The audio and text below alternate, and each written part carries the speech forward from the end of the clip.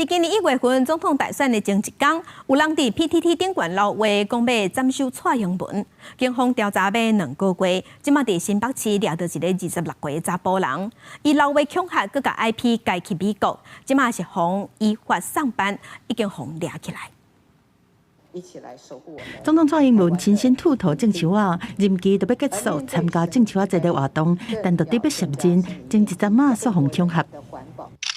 今年大选的前一天 ，PTT 这个图文有网友伫留言区讲是1月13要甲蔡英文斩首是袂当等，各用侮辱的词批评。警方调查要2个月，总算是锁定新北市一个设定的查甫人有动嫌。这个查甫人26岁，捌伫海外读册，有资深的背景，硕士毕业，返来台湾了后，就伫网络散布恐吓的言论，为了美追查，佮用 VPN 做跳板，甲 IP 改去美国，佮讲是压力真大，才用政治言论发射情绪，无真正要恐吓。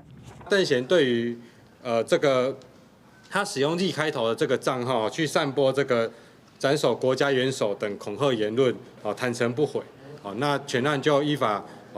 请那个台湾新北地方检察署依法侦办。总统府感谢检调，真紧就抓到犯罪者，佮强调国家社会安定袂当乌白挑战。但当去看国内最近这种案件是一件接一件，真侪立委拢接到炸弹的恐吓批。虽然查出 IP 是伫咧兑换，但无的嫌疑人佮伫咧继续查，过去佮有个案，都是恐吓政治人物互判刑的。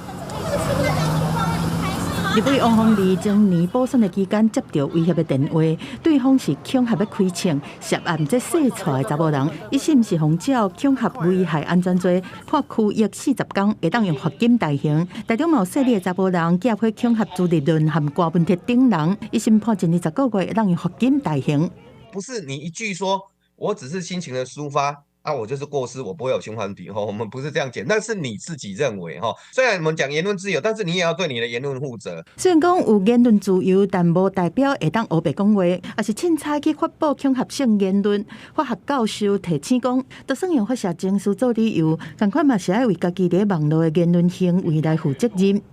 记者综合报道。